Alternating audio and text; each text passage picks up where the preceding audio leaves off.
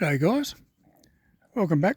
A lot's happened since we last spoke about a week ago while we were still in Winchelsea as we walked along the banks of the Barwon River on a beautiful day with a couple of beers at the pub as our reward.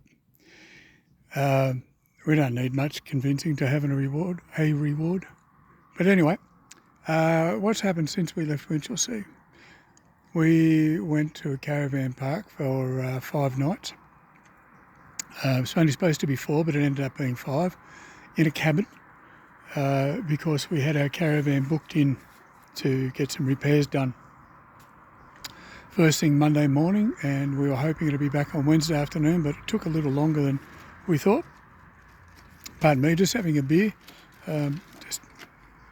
cheers, and just having a ginger beer. A ginger beer and biscuits. So, and we've got the fire going. Finally, we have a fire. But anyway, so yeah, we had some surgery done to the van. Nothing external. It was all internal stuff. We got rid of the Thetford cassette toilet. We found that the more remote we go, the less chances of finding somewhere as a suitable dump point, i.e. a legitimate dump point, not somebody's side fence or anything like that, like some people do.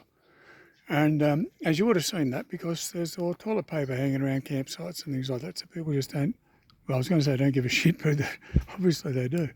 But anyway, so making it difficult to find a dump site every 2 or 3 days can restrict where you are going to go and your time frame and things like that. So we bit the bullet and we had a composting toilet installed, and we're seeing how that works right now. Cost about $2,000. Is it worth it? I guess financially on right now, probably not. But we'll see how it goes for the next 6 months of where we're going. And we also had an instantaneous gas hot water system put in rather than the 23 litre Swift hot water system. Has a 23 litre tank, or 28 litre tank, sorry. It was good, it worked well, gave out hot water and everything like that, but you had to wait about half an hour or more for the water to reboil so the next person could have a shower. So this way we've got an instantaneous hot water system that one jumps out, 2 minutes later the other one jumps back in, and hot water straight away. So it just makes it a little bit easier. That was cheaper than we thought, but I think a necessity, to be honest, rather than a tank. Tank makes it difficult. And we also had a grey water tank put in at the back, which meant we've moved a freshwater tank to the front, and that changed the dynamics of the vehicle and the caravan weight distribution. So we've had to fiddle around with that today and hopefully got that right, but probably not. Airbags are up to 35 psi, and that might make the difference. But the 95 litre tank at the front adds 95 kilos plus the weight of the tank and blah, blah, blah. So it does make a difference. And this is what you have to be careful of. If you put too much over the front or too much over the back, you lose steering or you lose braking. And these are just things that you've got to be aware of when you're towing. What else do we have done? Had a full service done, front to back, and found out that our suspension, roller rocker suspension, some parts were broken and one part was flattened. Imagine a box tube, I don't know, 25 by 30 mil box tube is the way the suspension sort of manoeuvres around. 3 of those were broken and one had a flat edge to it, which meant that there was a lot of creaking and cracking going on and a lot of instability. So that's all fixed and re-greased and sorted out and blah, blah, blah.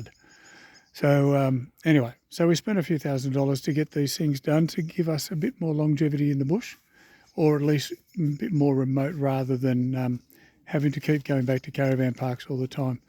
All we have to do is just work out how to cart a lot more water. And I don't know how we're going to do that without hiring a semi to follow us, but we'll get there.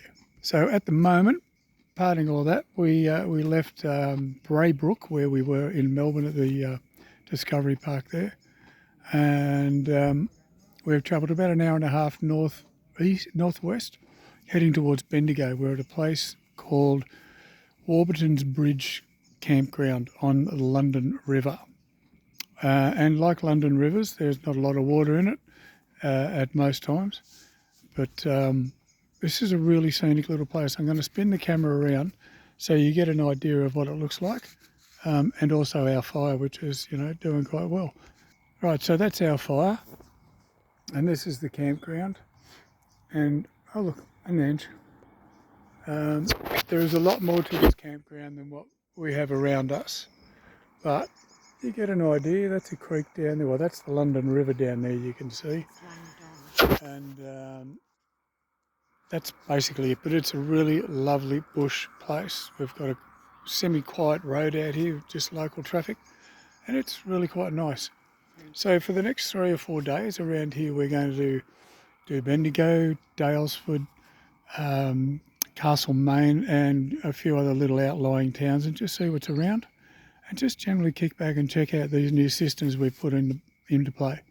So, bugs are coming out. But anyway, I hope you are all doing well, and be safe, be kind to each other, and don't let the bastards get you down. That's the main thing. All right, guys, you guys take care. Don't forget to click like and subscribe, and post it to your mates. Let them see what they're missing out on. And just one moment, please. And that's right. If you've got any questions or comments, just hit us up with them down below, and we'll do our best to answer them and get back to you. All right. So take care, guys. Catch you later. Cheers.